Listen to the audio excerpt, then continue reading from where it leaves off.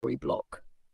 By 6:04 a.m., the whole neighborhood had already gathered outside Mr. Daniels' compound, staring in confusion. A little girl was crying, shouting, "Mummy, come and see you! Auntie is fainting standing up!"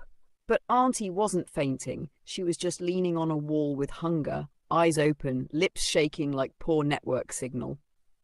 That Auntie was Rebecca, 23, slim, beautiful in that quiet, God abeg finish my testimony kind of way.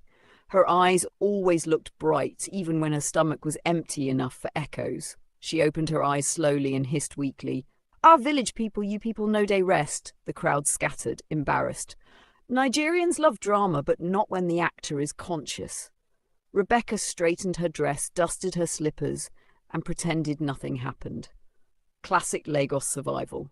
Inside the tiny room she shared with her younger brother, Caleb, that boy was already eating the last cup of Gary like he was celebrating Christmas. "Rebecca, good morning," he mumbled through the Gary. "Good morning," she replied, and eyed the bowl. "You didn't even wait for me? I thought you weren't hungry." "Ah, I fainted outside." Caleb adjusted his glasses. "Oh, I thought you were doing morning devotion." Rebecca sighed. She packed her nylon bag. Inside, 2 slices of bread, 1 boiled egg and hope, nothing else. She tucked her shirt in and marched out like a soldier serving destiny. She worked at Golden Harvest Foods, a company that packaged rice, beans, and depression. The pay was tiny, the work was plenty. But she stayed because it kept Caleb in school and kept their landlord, Mr. Mordy the terrorist, from banging their door every morning. At the junction, near an old almond tree, sat Madame Eleanor, an elderly woman everyone called Granny Nellie. Her wrapper was faded like forgotten Ankara. Her slippers looked like they survived World War and II. Whenever she coughed, children ran and adults pretended not to see her. Nobody knew her real story. Nobody cared. Except Rebecca. That Tuesday morning, Rebecca's bus broke down. Because what is Lagos life without unnecessary suffering? She trekked under the wicked sun, stomach empty, spirit praying. At the market corner, a food seller scraped stew from her hot pot. Rebecca hesitated, pride arguing with hunger, but not her own hunger now. So she finally whispered, "Auntie, please, can I have the leftover? I will pay later." The woman sized her up from head to toe, then looked at Granny Nellie, who watched silently from her mat. "You want it for yourself?" "No, for her," Rebecca said, pointing. The food seller rolled her eyes so hard they almost disappeared. All of you with your touching stories." But she still pushed a plate of burnt bottom rice and stew forward. Some boys near the stall started shouting, "Fine girl begging for bottom pot rice! Lagos Don humble you!" Another one said, "Sit beside the old woman jaw, poor people union." Rebecca ignored them with the dignity of a starving queen. She carried the plate like she was carrying a newborn baby. She walked to Granny Nellie and knelt. "Good morning, Ma. Please eat." The old woman stared at her, long, quiet, deep. "What is your name?" she whispered. "Rebecca." The old woman nodded. "A beautiful name. May blessings follow it." Rebecca wiped the plastic spoon, blew it clean, and fed her slowly. Spoon by spoon. Passers-by stared. Some pitied, some mocked. Rebecca didn't care. She fanned the woman with cardboard, cleaned her mouth gently, and waited till she finished. When Granny Nellie held her hand, her voice trembled. "Kindness is like fire. Even if it is small, it can burn a forest."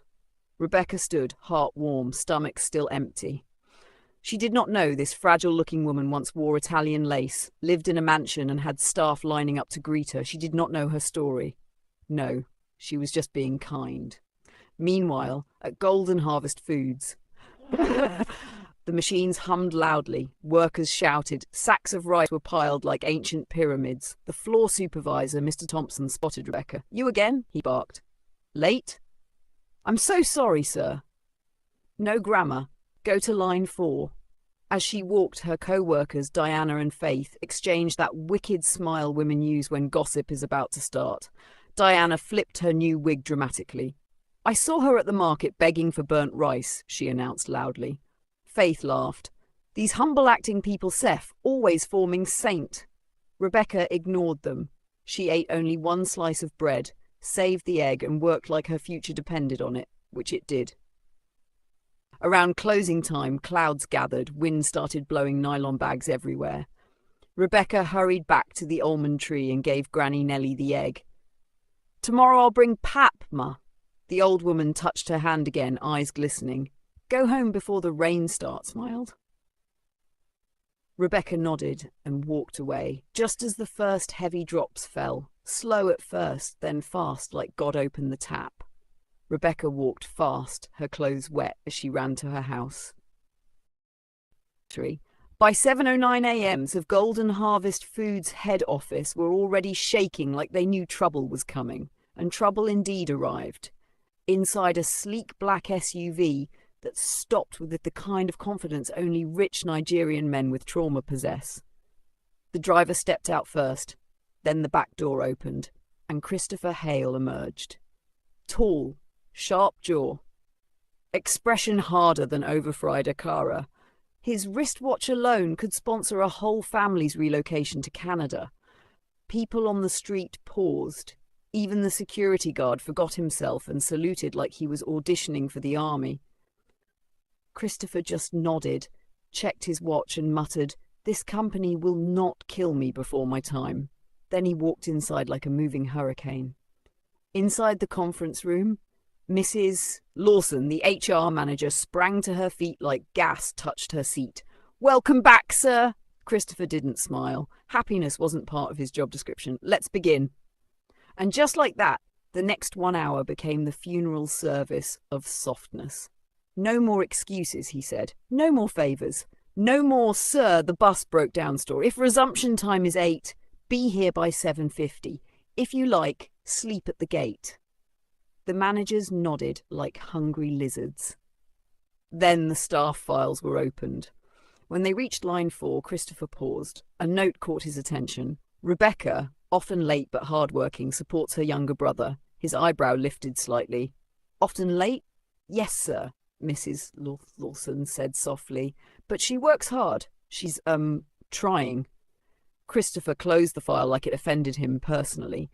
Trying doesn't matter. If you cannot meet time, you are not serious. One manager coughed lightly. "Sir, Lagos traffic can..." "Then leave your house at midnight." Silence wiped the room clean. A moment later, Christopher walked through the factory floor like a man inspecting soldiers. Workers straightened at once. Machines sounded suddenly shy. Then he reached line 3. Rebecca was there, sleeves rolled, sweat cutting on her forehead, hands moving so fast she could win a speed tying competition. She didn't notice him until she lifted her head. Their eyes met. Her heart jumped small jump. She quickly wiped her hands on her apron. "Good afternoon, sir." Christopher glanced at the giant wall clock like the clock owed him money. "You resumed at 8:22. His tone was colder than Harmattan breeze. Rebecca swallowed. "Sir!" "The bus." "No excuses. Next time, don't bother coming." He walked away. Behind him, Diana smirked. "You see? I said it," she whispered to Faith. "The man already hates her." Faith chuckled. Rebecca's village people are working overtime." Rebecca heard them, but she pretended she was deaf. After work, Rebecca didn't go home. She ran straight to the almond tree. But Granny Nellie wasn't there. Her chest tightened. She checked stalls, asked people. Finally, a fruit seller replied, "That old woman fainted this morning. They carried her to Miracle Community Clinic." Rebecca didn't even say thank you. She ran. At the clinic, the nurse shook her head like a generator with low fuel. "She needs tests. Who will pay?" Rebecca opened her purse. Transport money. Savings for half the rent. Nothing else. Her hand shook as she gave the little she had. "Please, start with that." "It's not enough," the nurse said gently. "I will find the rest," Rebecca whispered. She wasn't lying, she just didn't know how. Inside, Granny Nellie lay on a thin mattress, breathing weakly like someone pulling air through a straw. Rebecca knelt quickly and held her hand. "I'm here, Ma." The old woman's eyes fluttered open. "My child," she whispered. Rebecca sat by her and didn't move. Meanwhile, the universe said, let trouble be complete. Because Diana and Faith showed up at that same clinic to buy painkillers. And what did they see? Rebecca, sitting beside an old woman like a devoted granddaughter. Diana pulled out her phone with the speed of gossip spirits. She pretended she was texting. She was taking pictures. Imagine, she whispered. This is why she's always late. She's doing Florence Nightingale for a street woman. Faith laughed. Maybe the woman will leave her an estate in Banana Island. They giggled and walked away. Their laughter pricked Rebecca like needles. She pressed Granny Nellie's hand gently. Don't mind them, she whispered. You'll be fine. Evening came. Rebecca rushed home, borrowed money from a neighbour, and hurried back to the clinic in the rain. By the time she returned, she was soaked like washed clothes. The nurse nodded. This will cover tonight. Rebecca sat again beside Granny Nellie until the old woman fell asleep. She sang a lullaby her own mother used to sing before life slapped them both sideways. At the same time, Christopher arrived at the clinic to drop off a report for a sick employee. As he stepped out of his SUV, talking angrily to someone on the phone, rain drummed heavily. Then he saw her. Rebecca, soaked, shivering, carrying a small nylon bag like it contained her whole future. She almost slipped in the mud, caught herself, kept walking. He frowned. What is she doing here? He muttered. He wanted to leave, but something in her face made him pause. The stubborn kindness, the way she held her fear but still moved forward, it hit something small and forgotten inside him. He shook it off. He didn't know a woman connected to him, deeply connected, was lying on a bed inside that same building. He didn't know life was setting him up. He got back into his SUV and drove off. Next morning, Christopher got to work early, very early, before birds even finished their morning gossip. He issued a new command, lock the gate at 8 sharp. When Rebecca arrived, tired, hungry, smelling faintly of clinic disinfectant, the gate was already locked. Please, she begged the guard, just this morning. Ogre say no, he replied firmly. If I open, he will sack me. Workers passed, whispering. Some shook their heads. Diana walked by with her phone pointed like CCTV. Faith laughed quietly. At 8:30, Christopher walked past with Mrs. Lawson. He saw Rebecca standing outside. He signalled slightly. The guard opened the gate. Rebecca rushed in. Thank you, sir. His face didn't blink. See HR after your shift. Rebecca worked with all her strength. During lunch, she slipped out again, ran to the clinic, fed Granny Nellie, wiped her mouth and rushed back. After closing, she went to HR. Mrs. Lawson sighed sadly. Rebecca, the new rule is strict. We'll issue you a warning letter. One more and it becomes termination. Rebecca nodded slowly, eyes burning. Yes, ma? She stepped out of the office like someone carrying the whole world on her back. And outside the office window, the sky grew dark. Rain gathered again. Wahala was not done. By the time Rebecca stepped out of HR's office, her legs felt like they were made from boiled noodles. She tried to walk straight, but her body clearly had other plans. Her face was calm outside, but inside, her heart was doing backflips like a gymnast competing for gold. And right there in the corridor, leaning one shoulder against the wall like a model waiting for camera flash, stood Christopher Hale, CEO of Golden Harvest Foods, talking casually with a supplier but somehow still looking like he owned air. Rebecca's eyes dropped immediately, because embarrassment is a stubborn spirit. She walked past him, steady but pale. Christopher's gaze followed her, just 1 second, just a flicker, but something pinched him sharply inside his chest. He immediately swatted the feeling like a stubborn mosquito. Focus, he muttered under his breath, turning back to the confused supplier. Later that evening, as workers rushed to go home, the office cleaner, Auntie Mildred, a sweet woman old enough to be everyone's grandmother, accidentally spilled water on the stairs. Diana and Faith saw her slip, heard the bucket hit the tiles, and burst into loud laughter like two broken alarms. Ha! Auntie should go and retire, Jaw, Diana said loudly. Before she breaks her waist and starts asking us to contribute money, Faith added. They high-fived each other like wicked friends in a Nollywood film. Auntie Mildred sat on the floor rubbing her back, muttering, "God will judge you people, all of you." Rebecca didn't even think twice. She rushed there, helped the older woman sit up properly, picked up the bucket, wiped the water with the mop, and supported her down the remaining stairs. Diana rolled her eyes. Faith hissed loud enough to shift the atmosphere. Unbeknownst to them, Christopher Hale stood on the upstairs landing, half hidden, watching everything. He wasn't used to this type of person, someone kind even when no cameras were recording, someone who wasn't performing for attention, someone who didn't mind getting mocked publicly. It confused him. People like this didn't exist in his world, not anymore. After work, Rebecca carried bread and hot tea wrapped in a small towel and headed straight to the clinic. Lagos rain had been threatening since afternoon, and now the sky was behaving like someone poured a whole bucket on it.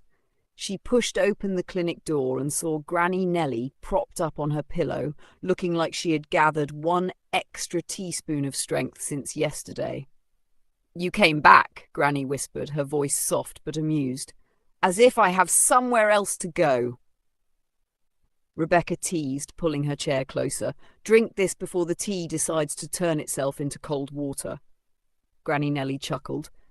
Grateful, tired, but warming inside. "You remind me," she began. Rebecca leaned forward.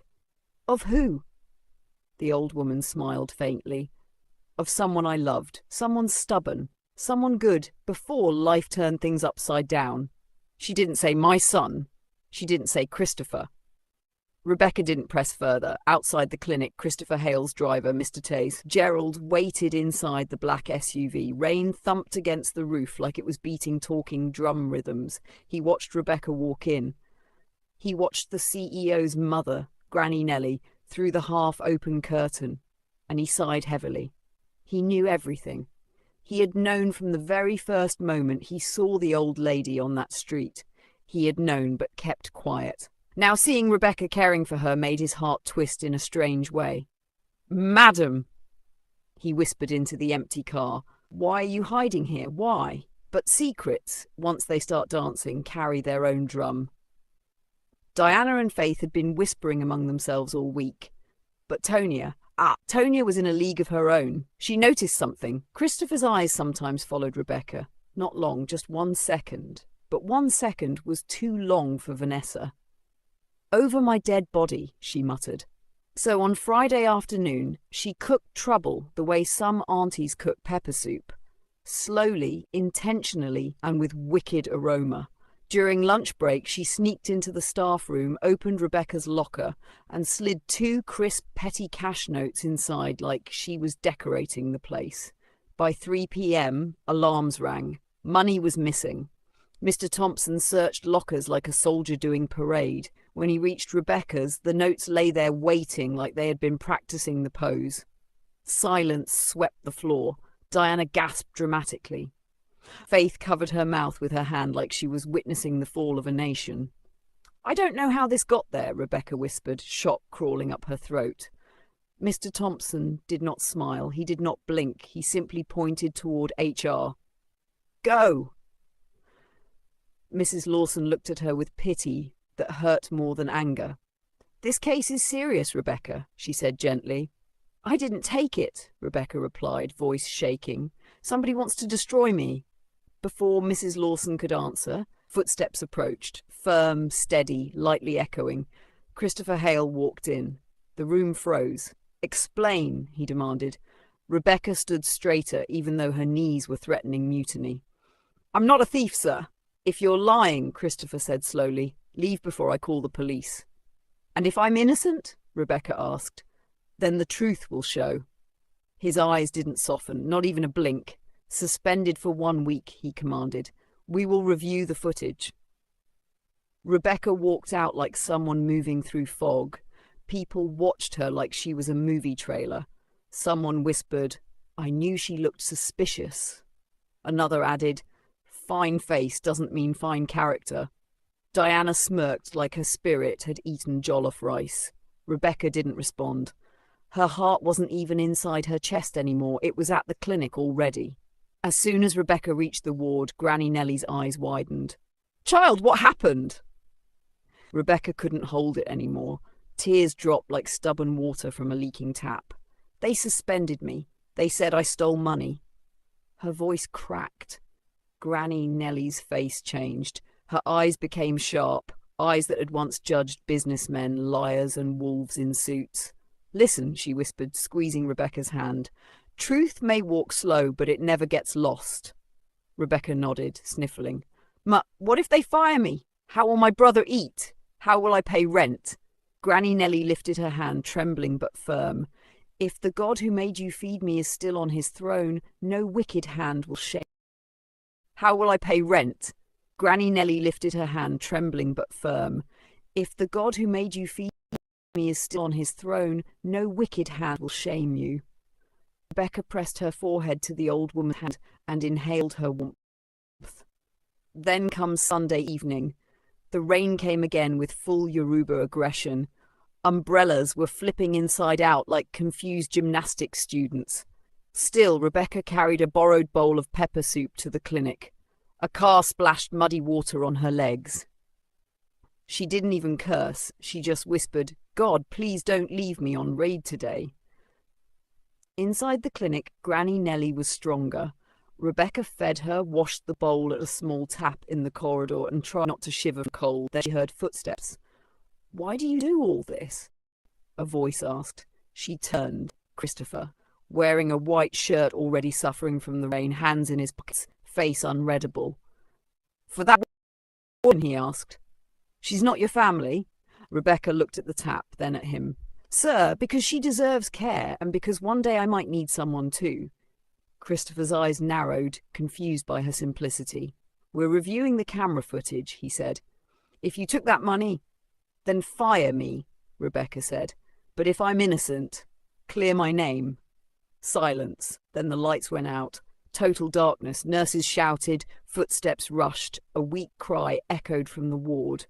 Rebecca didn't wait. She dashed into Granny Nellie's room by pure instinct. Christopher followed her silhouette through the dark. Rebecca found the inhaler, steadied the old woman, whispered comfort, counted her breaths. Christopher watched, remembering his mother, younger, alive, praying over him with those same stubborn eyes. He swallowed hard. The memory felt like a slap. He pushed it away and stepped out into the rain. When the generator finally groaned to life, light filled the ward again. Granny Nellie stared at Rebecca with pride and a deep, quiet fear. The time for truth was coming, ready or not. And the story's drum was beating loud. And landlord banging on the door. Rebecca woke up with a sigh that carried all her problems and her future children's problems. Suspension or not, beans still had to get cooked. Bills didn't pause for anybody's tears. She warmed leftover beans for her younger brother, scribbled a note on a torn sheet. "Eat it hot, don't burn the house," and sweep the compound before Auntie next door shouts again, then quietly slipped out. The road was cool from last night's rain, and power was still gone. NEPA was obviously on break as usual. Rebecca trekked to the clinic early with fresh bread wrapped inside nylon like treasure. The nurse on duty smiled as soon as she walked in. "Ah, Rebecca!" "You again?" the nurse teased, adjusting her wig that looked like it was fighting its own battle. Rebecca smiled shyly. "I can't leave Granny Nellie alone, Ma. My mother would slap me in my dream if I walked past someone suffering and looked away. God bless your heart, my dear. If goodness were money, you would be a billionaire." Rebecca laughed. "Ma, if that was true, I would have relocated from this Nigeria since." They entered the ward. Granny Nellie looked brighter than yesterday. Someone had given her a neat borrowed scarf, and even though it didn't match her dress, it gave her the dignity of someone who had once known better days. Rebecca opened the bread and shared it. They ate slowly, like two old friends gossiping their way through breakfast. Each time Granny swallowed, she dropped a proverb like small pebbles clearing a path. Never fear a road that is straight, she said, patting Rebecca's hand. Even if the ground is rough, truth no day drag leg. Rebecca chuckled. Mama, where do you get all this wisdom from? Granny smiled. Experience and suffering, they are twins. By noon, the peaceful clinic suddenly turned to Lagos traffic, noisy and dramatic. Perfume scent rushed in before the man himself, sharp footsteps, a familiar, impatient voice. Christopher Hale appeared beside Mrs. Lawson, his face tight like someone who had chewed bitter cola by mistake.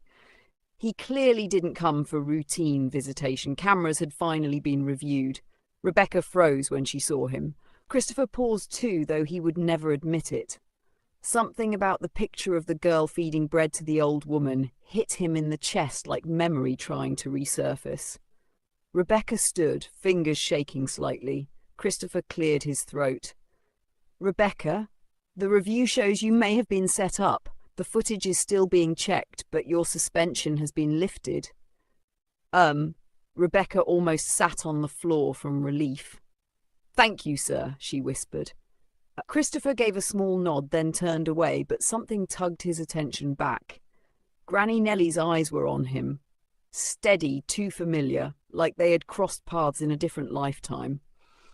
For a brief second, he saw a flash of a younger version of her, a woman who once called him my boy when life was still kind. He blinked hard. The picture vanished.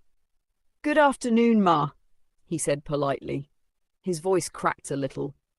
Good afternoon, son, Granny Nellie replied softly. Not my son, but the simple son elders used for younger men. Still, the word hit him somewhere he didn't want to feel anything. He left quickly, almost bumping into a drip stand. Outside, he looked at Mrs. Lawson. Prepare a note for staff, he said, voice stiff.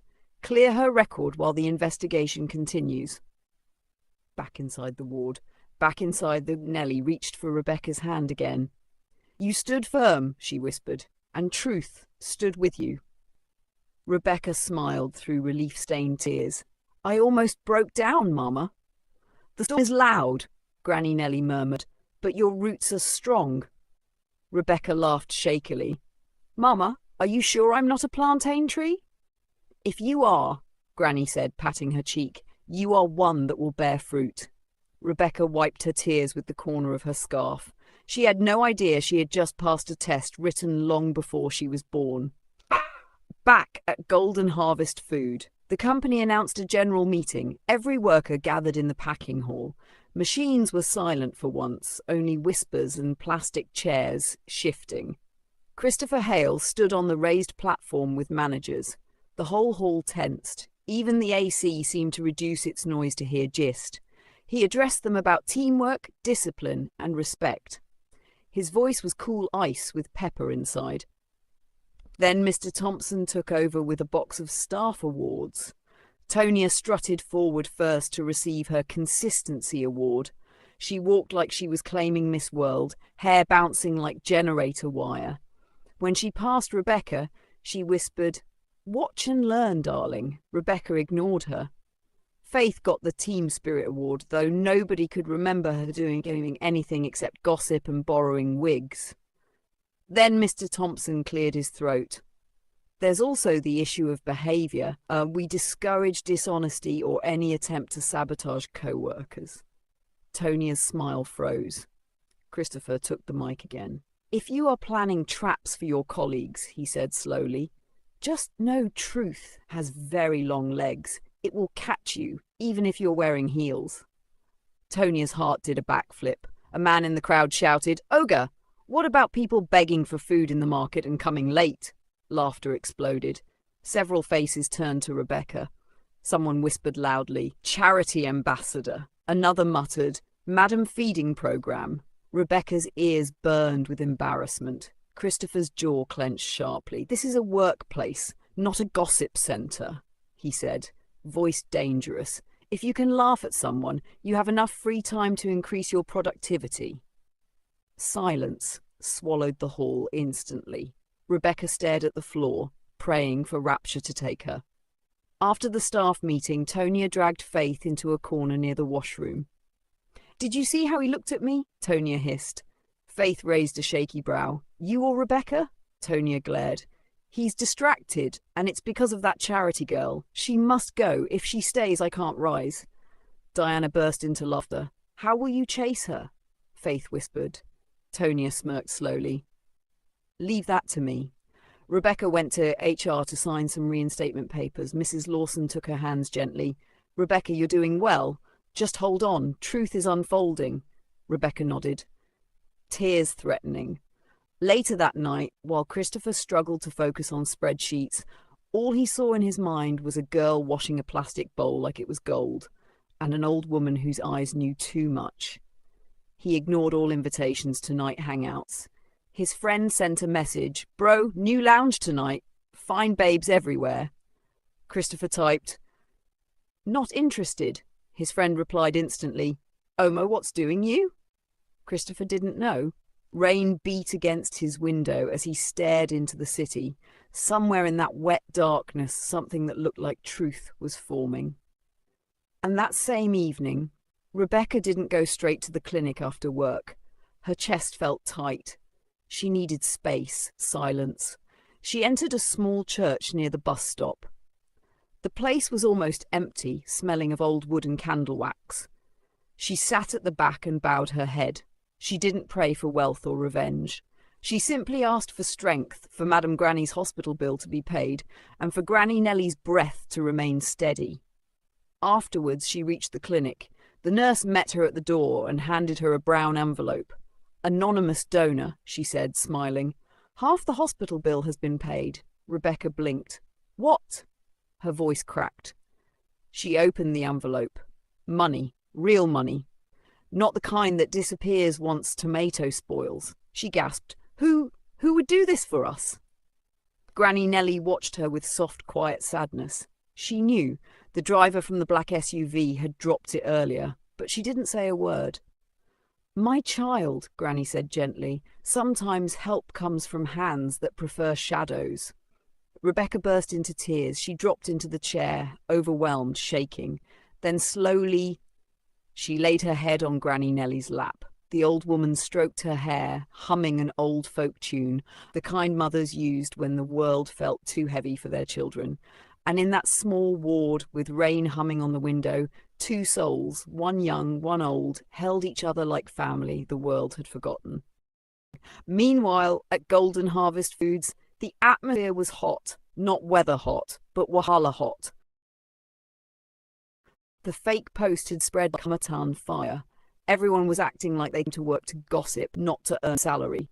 Tonya, with her wide smile that never touched her eyes, laughed loudly at absolutely nothing, just loud for no reason, like generator way no-get silencer. Diana and Faith stood near her like backup singers. Mr. Thompson, Rebecca's supervisor, signed papers with a face so tight it looked like the paper insulted his ancestors. He didn't say a word to stop the rumour. It was like he was enjoying the drama. And Rebecca, she just kept tying her packaging bags like someone who came to work for peace, not battle. Her eyes stayed glued to her scale as if she could disappear inside the numbers. At lunchtime, she ate 2 spoons of rice and wrapped the rest for the clinic. As she got up to wash her food flask, 2 women blocked her path, Diana and Faith, the queens of bitterness. Ah, Rebecca, Diana said, folding her arms. You like acting too much. Perform now. Cry small. Let us clap. Faith hissed dramatically. Maybe she's saving the tears for the clinic. Their voices were sweet, sweet in that dangerous way poison can smell like perfume. Rebecca didn't look up. Her voice was soft. I beg, leave me. She walked around them, hands shaking, but she did not drop the flask. Upstairs in Christopher's office, Christopher stared at the IT report. Clear as daylight. The fake account was created from office Wi-Fi during lunch break, always pinging from the same corner where Tonya and her clique sat like gossip parliament. Another file showed how Rebecca and Granny Nellie's photos got leaked into a WhatsApp group. And of course, Mr. Thompson, ever supportive, had reacted with laughing emojis. The whole situation was messy enough. It displays how Rebecca begged for food at the canteen to feed Granny Nellie, and also how she always steals foodstuffs from the company. Christopher dropped the file and dialed 3 names. Head of Security, HR, IT. His voice was calm but sharp. We end this today. No noise, no drama, but it ends. That evening at the clinic, the kind nurse smiled at Rebecca. Granny Nellie might be discharged soon. Just one more test. Rebecca's shoulders dropped in relief. Thank you, God. She fed Granny Nellie gently. The old woman watched her closely, reading the pain behind her forced smile. Tomorrow, Granny whispered. The wind will change. Rebecca held her hand. I pray so. Morning came, with madness attached. A message dropped in the office group chat. All staff town hall. 12 noon sharp, attendance compulsory. Golden Harvest foods scattered. People started guessing. They will sack somebody today. Maybe they will announce bonus. Maybe they will announce my promotion. Diana grinned. Nobody asked who promoted her in her dream. Mr. Thompson practiced a speech nobody requested. Tonia fixed her blouse and smiled, the smile of someone confident that drama would favour her. I beg make CEO propose to me in public today. Meanwhile, at 10 a.m., someone unexpected walked into the clinic. Christopher's driver. He bowed slightly to Granny Nellie. Good morning, ma. Her eyes sharpened with recognition. My son. Madam, he whispered, leaning close. Ogadedu staff meeting today. Do you want to go? She looked at Rebecca, then back at him. Yes, wheelchair, please. Rebecca blinked, turning to the driver. Sir, why does she need to be in our company? She is just recovering, and moreover, the place will be noisy. Granny Nellie smiled. My daughter, you would understand when we get there. Some truths need a crowd. At the Golden Harvest Foods town hall. They arrived just before noon. The security guard eyed the wheelchair like it offended him. Solo, the cleaner, walked forward, saw Rebecca pushing the chair and smirked. "And clinic don join office? You people now attend meeting?" Then he saw the driver. Instant respect. Open the gate, the driver said. Solo shifted like he saw thunder.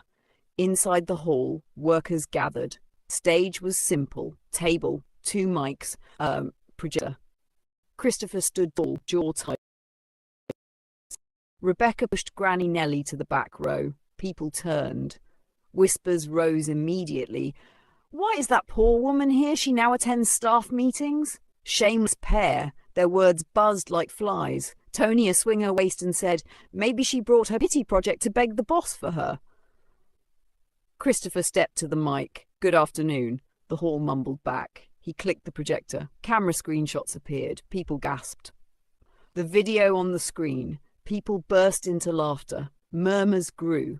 Eyes shifted to Rebecca. Christopher's voice remained calm. We traced the fake account used to spread lies about a staff member. It was created and used from devices inside this building during work hours. The hall went dead silent. Mrs. Lawson, the HR head, stood and read the findings.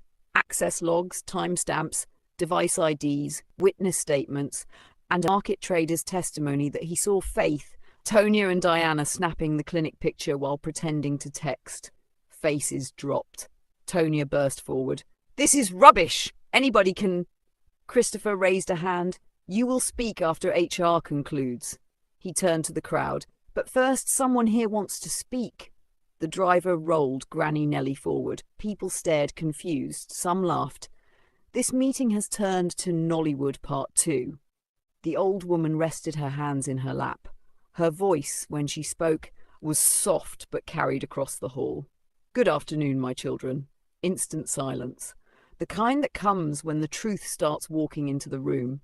She didn't call names. She started with a story. I sit under a small tree by the road, she began, because I wanted to know if this city still has a heart. Many people passed me. Some laughed. Some pretended I was invisible.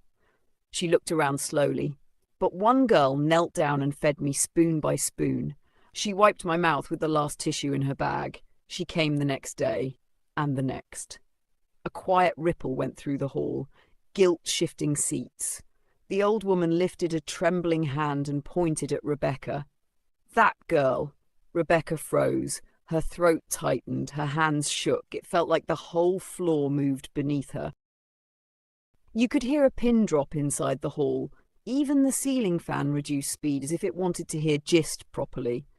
Granny Nellie, sitting calmly in front of everyone, faced the crowd again. Her voice was soft, but somehow it carried like she had swallowed a microphone of destiny. "I hid who I was," she began, "because my son has forgotten how to trust anybody, even himself. I wanted to see if there was still one person in this city who could show kindness without expecting applause." She paused, and you could feel hearts thumping in their owners' chests. "I found that person." Her eyes landed on Rebecca, who instantly forgot how to breathe for a full 2 seconds. Up on the stage, something cracked inside Christopher. Not a loud crack, just that small emotional kim you feel when your heart finally admits the truth it has been running from. Granny Nellie lifted her chin. "My name," she said slowly, "is Eleanor Hale." "My son's name is Christopher Hale." Heads slowly rotated toward Christopher like car indicators. People jerked in their seats. Gasps everywhere. Eyes bounced from her to Christopher, then back to her like table tennis balls. Everyone in the company knew that name, the legendary founder's widow, the woman who vanished from public life years ago after her husband died, the mother of the current CEO. Christopher Hale's mother. The room felt like Sunday service after someone shares testimony that shocks the whole church. "I am Christopher's mother," she continued. "I watched from the roadside. I watched from the clinic bed. I watched how some of you mocked, how some encouraged lies, how some threw stones at a girl who already had too much weight on her shoulders." Her eyes glided to Tonia, slowly, steadily, with the calmness of Judgment Day. "You," she said, just one word. Soft. But everyone felt the thunder behind it. Her finger moved. "And you," she told Faith. "And you," she said to Solomon the cleaner. "You put money where it would break somebody's heart. You carried gossip like it was part of your job description. You added lies to lies like seasoning cubes in bad soup." Faith burst into tears. "I'm sorry," her voice trembled. "I only followed them. I was scared." Tonia folded her arms, chin raised like she wanted to enter into battle. "This is a setup," she said shakily. Granny Nellie didn't raise her voice. She didn't need to. "Truth," she said calmly, "does not need to shout." Then she turned to Mr. Thompson. "And you, when a leader laughs at a lie, he becomes part of the lie." Thompson's head dropped immediately. His moustache even sagged. Hall goes silent. "I'd not come to shame anyone," Granny Nellie said. "I came to end this matter properly. Kindness is not foolishness. Kindness is power. Yes, Rebecca doesn't have much. She even begged from anywhere, everywhere to her mouth before I came into her life. But she has no ability to steal." Her eyes slid toward her son. "Christopher." He looked at her and their gazes locked. Mother to son. Truth to truth. She smiled, just a tiny one. But it softened all the edges around the room. "Can you see now?" Christopher swallowed hard. He nodded with the voice of a child and a man tangled together. "I can see," he whispered. "I can finally see." Some people sniffed. Others wiped their faces quietly, pretending sweat caused the moisture. Even Diana blinked too much, ears trying to escape, but pride still fighting. Christopher stepped back to the mic. "HR will issue letters today, effective immediately. Tonia, Faith, Diana, and Solomon, you are suspended indefinitely without pay, pending disciplinary action." A ripple moved across the hall. Faith's legs nearly gave way. Solomon bent his head till he looked like he was searching for something on the floor. Tonia opened and closed her mouth like an agitated catfish. "Indefinite," she yelped. "Because of that girl? Sir, have you forgotten how you have been looking at me ever since?" Christopher didn't blink. He looked at Mr. Thompson. "You were also suspended for encouraging a toxic environment." Thompson pressed his hand over his face. He suddenly looked like someone who misplaced his destiny. Mrs. Lawson stood beside him. "Security will escort you all to clear your desks." Tonya exploded into angry tears and pointed at Rebecca. "She bewitched all of you! She is pretending!" Mrs. Lawson stepped forward gently. "Tonya, Biko, respect yourself. Leave this place with small dignity." Faith stumbled toward Rebecca, tears streaming. "I'm sorry," she whispered, real remorse finally showing up. "I was wrong." Rebecca wiped her face. "I forgive you." Solomon stared at the floor, the shame wrapping around him like a gbada. People began to shift toward Rebecca. "I'm sorry," one staff said. "We believed rubbish." "We judged you unfairly," another added. Rebecca nodded to each one, her heart shaking, her eyes full. Christopher watched from a distance, taking it all in. Granny Nellie watched too, smiling softly, her eyes gleaming with relief. Her plan had worked. After the hall emptied, Christopher hesitated before walking toward Rebecca. They met halfway. Two tired souls facing each other without the noise of lies between them. "I'm sorry," Christopher said first. His voice cracked. "I judged you. I was harsh. I didn't trust, and you suffered for it. I suspended you. I humiliated you, thinking you did it." Rebecca wiped her cheeks. "I was scared," she whispered, "not just of losing my job, but of losing myself."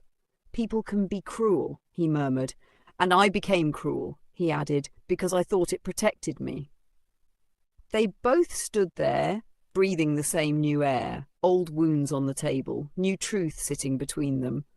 Granny Nellie watching them like a proud referee. They moved to a small office with a dusty window facing a lonely mango tree outside.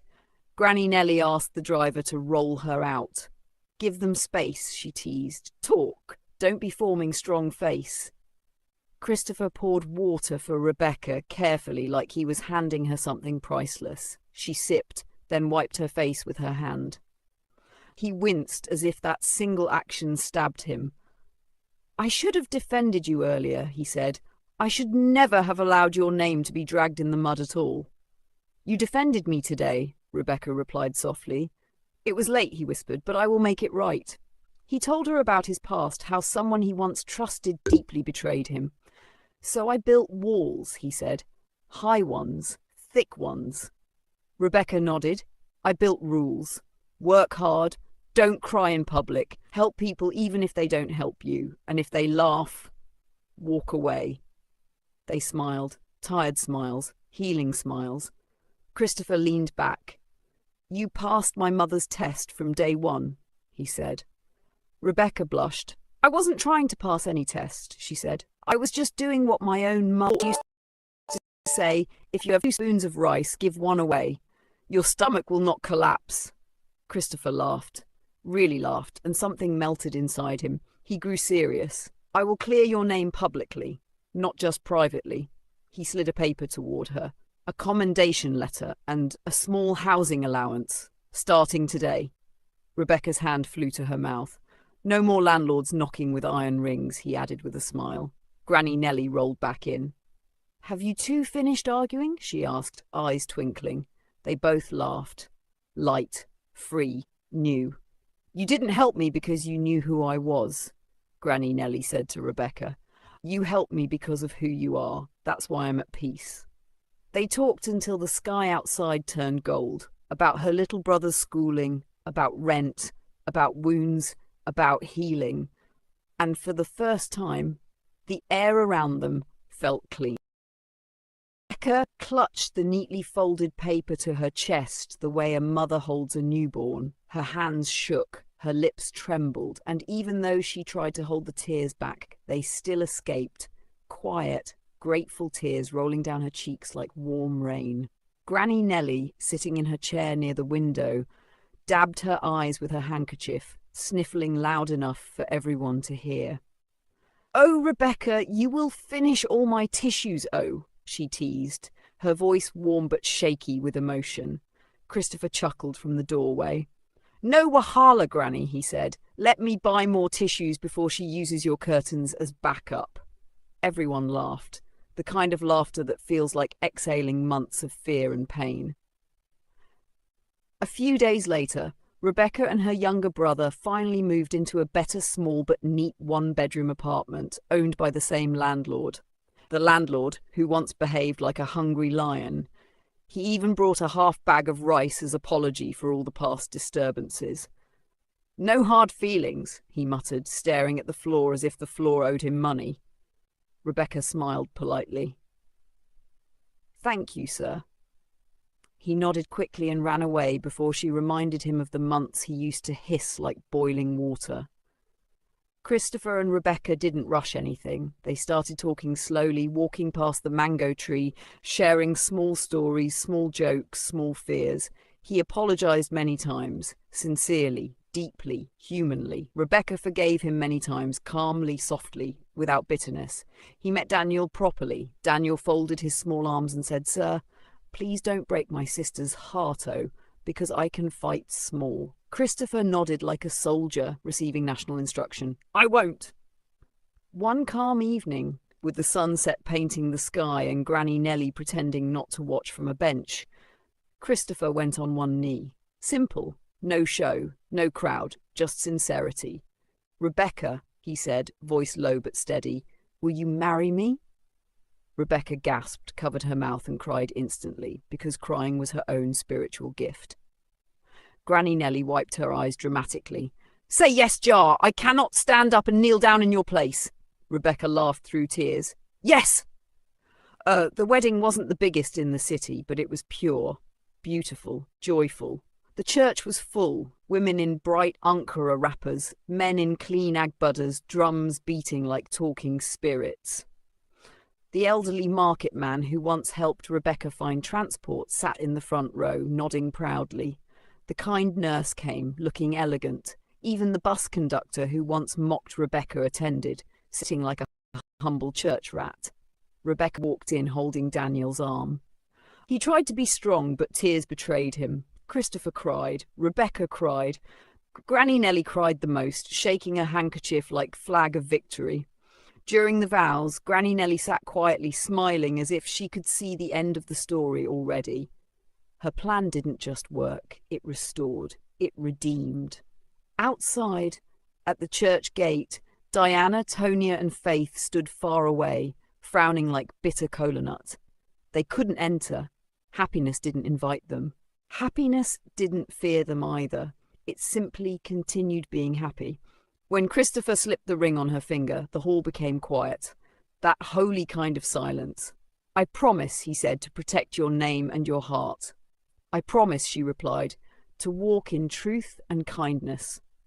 They kissed. Drums exploded. People shouted. Granny Nellie clapped like a young girl receiving wedding rice. At the reception, Christopher took the microphone. "Before today," he said, "I thought love was weakness, but this woman showed me love is strength, and my mother taught me that truth." Rebecca took the mic next, shy but glowing. "Some people mocked me when I begged for food," she said, "but kindness is not stupidity. Kindness is light. Carry your light, even if people laugh." Daniel raised his cup of malt. "To my sister," he declared, "who fed a stranger and gained a whole family." Granny Nellie tapped his glass and stood, smiling heartily. Her voice was soft but powerful. "This story is not an entertainment. It is a mirror. If you mock the poor, change. If you hide truth, speak. If you have only 2 spoons of rice, share one. The earth will not forget." Silence followed. Beautiful, heavy, prayer-like. Then joy burst again. As the sun went down, soft lights came on around the mango tree, the place where it all began. Rebecca and Christopher stood under its branches, holding hands, their hearts steady. Granny Nellie sat quietly nearby, smiling like a woman whose mission was complete. Her eyes were peaceful, her seed had grown into a forest. Hello, beautiful viewers. Thank you so much for watching this emotional, dramatic and heartwarming episode. Remember, every act of kindness is like planting a seed. You may forget it, but life never forgets. It will grow, it will return, and it will bless you in ways you never expected. Moral lesson: kindness is never wasted. Give it freely. Don't judge people by their struggles. Today's beggar might be tomorrow's blessing. Wickedness may look powerful for a moment, but truth will always win in the end. And finally, do good, even when no one is watching. The universe is always watching. If you enjoyed this story, my beautiful besties, like this video, subscribe to the channel, drop a comment in your own language, share with someone who needs hope today. More powerful stories are coming your way. Stay blessed, stay kind, and see you in the next episode.